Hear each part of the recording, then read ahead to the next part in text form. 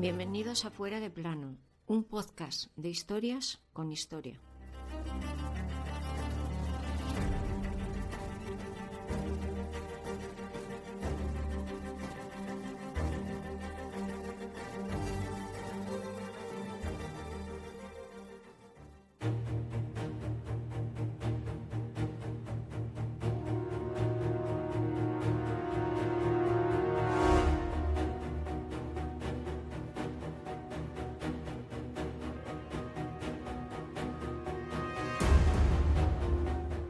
Era todo un símbolo de la Alemania nazi de Adolf Hitler.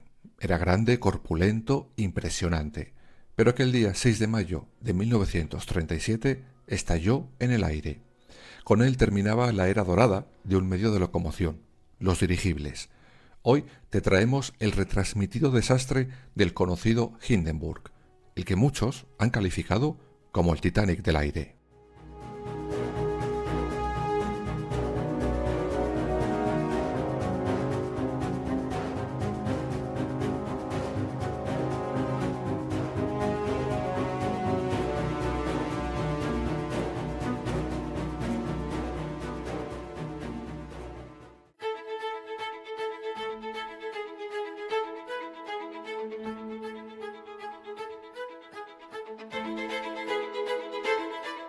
Antes de asistir al desastre del Hindenburg, vamos a conocer un poco más ese medio de transporte, el mundo de los dirigibles. Estos habían tenido sus precedentes en el siglo XVIII, pero no será hasta 1852 cuando el francés Henry Giffard cree una nave dirigida. Aunque no será hasta que llegue un empresario alemán más tarde, cuando los dirigibles tengan no solo motores de gasolina, sino el nombre con el que han pasado a la historia. Ese empresario alemán era Ferdinand von Zeppelin.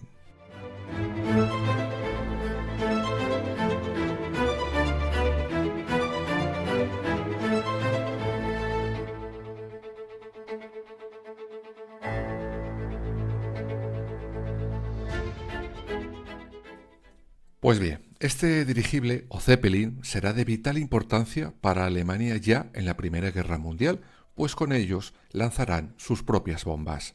Aunque no tardando se empezarán a usar para viajes de ocio. Eran cómodos, espaciosos y seguros. Bueno, seguros hasta que llegó el dirigible LZ-129, es decir, el Hindenburg. Este dirigible, LZ-129, se bautiza con el nombre con el que todos le conocemos por el presidente alemán Paul von Hindenburg. Será construido en el año 1932, completamente hecho en duraluminio, un material que consistía en una aleación de aluminio, cobre, magnesio, manganeso y silicio. Medía 245 metros de largo por 41 de diámetro.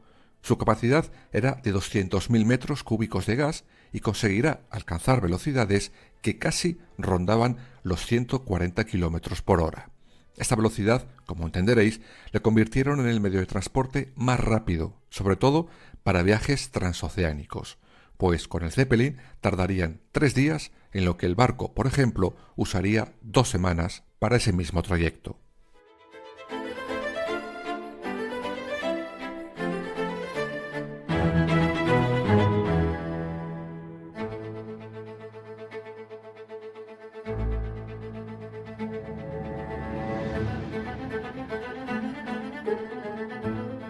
Durante su primer año de vuelo, el Hindenburg recorrió más de 300.000 kilómetros.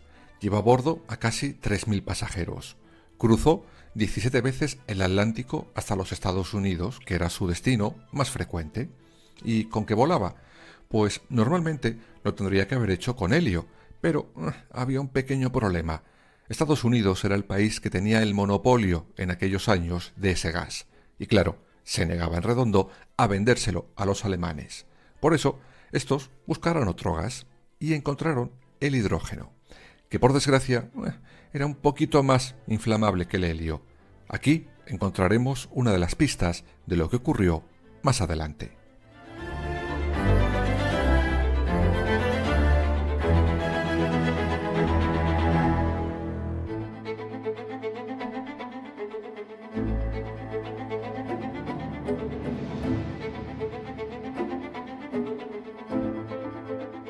Como os podéis imaginar, con helio, con hidrógeno o con el gas que fuera, aquel mastodonte que surcaba los cielos en un abrir y cerrar de ojos, para aquella época, pronto captó la atención del descerebrado de Adolf Hitler y vio en él algo perfecto para usarlo como imagen de poder de su Alemania nazi. Por eso, por ejemplo, en los Juegos Olímpicos de Berlín de 1936 se organizó un vuelo sobre el estadio justo en el momento en el que Hitler hacía acto de presencia. Pero ¿cómo era por dentro el Hindenburg? Pues venga, vamos, que tenemos billetes para entrar.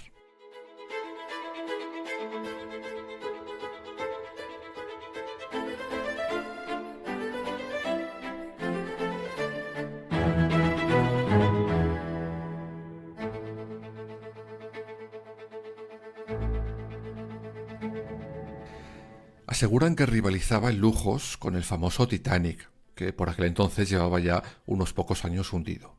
Tenía dos cubiertas, la A y la B. En la primera se encontraban camarotes para 50 pasajeros. A ambos lados había corredores con grandes ventanales por los que disfrutar del paisaje. Debajo estaba la cubierta B. Allí estaban la cocina, los baños para los pasajeros y las salas para la tripulación y los oficiales. Eso sí, por cierto, los billetes para viajar nos han salido un poquito caros.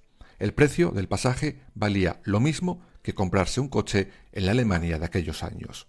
Además de esas 25 habitaciones con dobles literas, el Hindenburg contaba con un restaurante, un salón, un bar para tomar cócteles y, sorprendentemente, una sala para fumadores.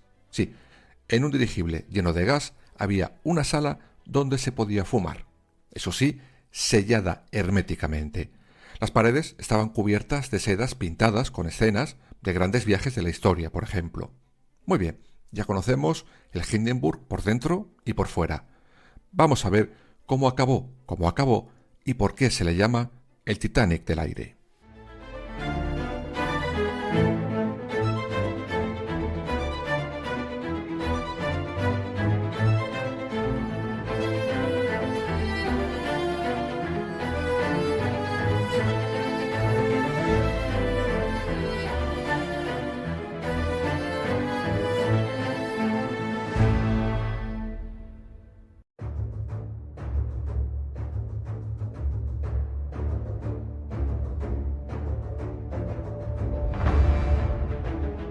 Nos encontramos ya en el 3 de mayo de 1937.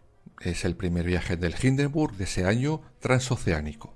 Son las 7:15 de la tarde y salimos de Frankfurt. La travesía, por el mal tiempo, no avanza nada bueno. Pero aún así, 3 días después, el 6 de mayo, a las 7 de la tarde, el Hindenburg llega a Leyhurst, una estación de aire en Manchester, en el estado de Nueva Jersey.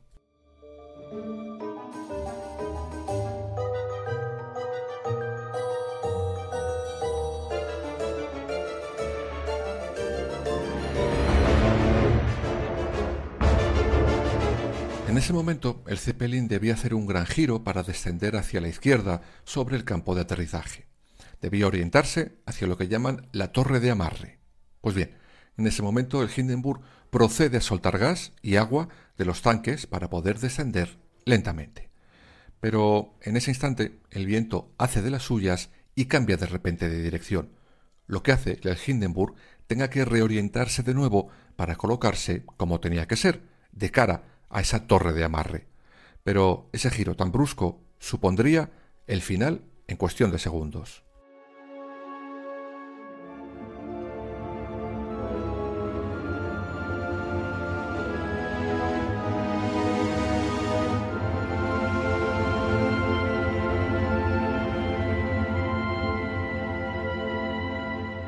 Aseguran los expertos que ese giro en S pudo provocar que se rompiera algún cable de sujeción y que éste rasgara a su vez una celda de gas, lo que provocó que empezara a fugarse el hidrógeno por donde no debía. 21 minutos más tarde de llegar allí, el Hindenburg se aproxima al famoso mástil de agarre, y en ese momento la tripulación suelta por fin las amarras que atarían el globo a la Tierra, sin saber que la ciencia haría el resto.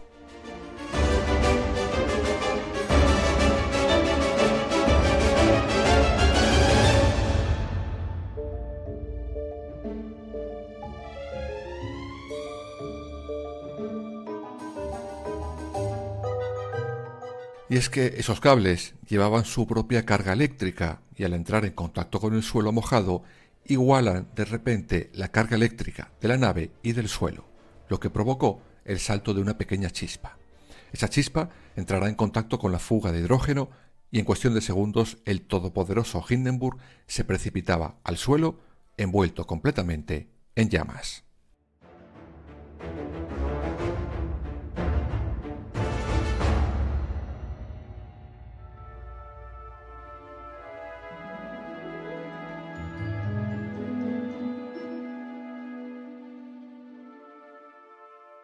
Según las investigaciones, entre la primera explosión y el momento en el que el Hindenburg está en el suelo pasaron solo 35 segundos, lo que entenderéis que no era tiempo suficiente para que nadie intentara una solución.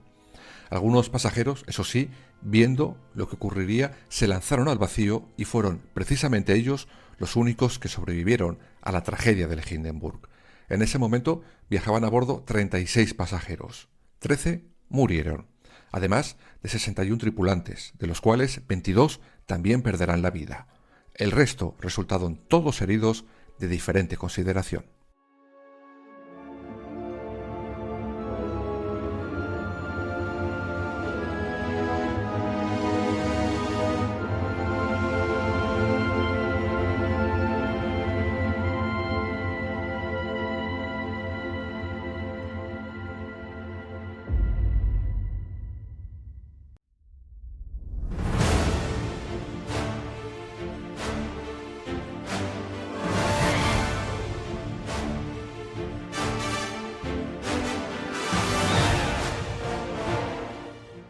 Esta fue sin más ni más la razón de aquel desastre del Hindenburg, aunque como os podréis imaginar, enseguida salieron varias teorías de la conspiración, sobre todo a raíz de que el diseñador de cepelines, Hugo Echner, y el comandante Charles Rosendahl salieran a negar la inseguridad del Hindenburg.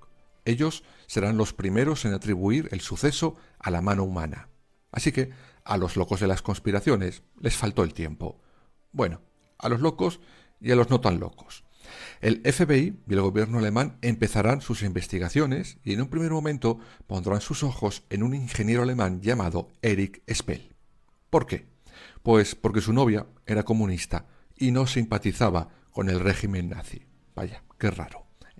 Después los federales americanos investigan al acróbata Joseph Spa porque había hecho chistes sobre Hitler. Sí, como lo oís. Tampoco era fan del dictador. Además, durante el vuelo, había visitado a su perro varias veces, ya que éste viajaba en las bodegas. La última teoría de la conspiración apuntó al suicidio de un pasajero, ya que entre los restos del Hindenburg se encontró una pistola a la que le faltaba una sola bala. Como veréis, todos argumentos de mucho peso.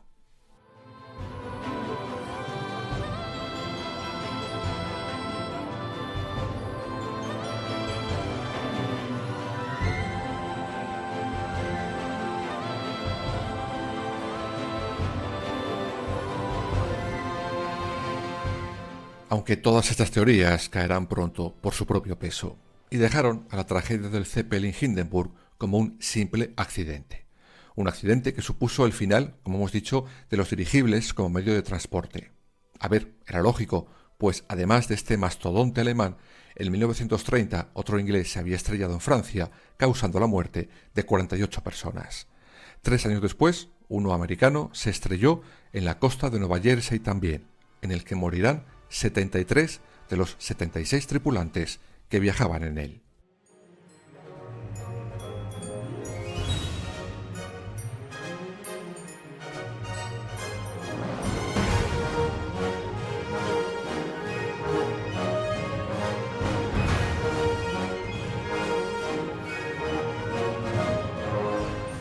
Como hemos visto, aquel día no solo cayó de los cielos un símbolo de propaganda nazi, sino todo un sistema de locomoción que había deslumbrado al mundo durante años. Pero después de tantos accidentes, los cepelines jamás pudieron recuperarse.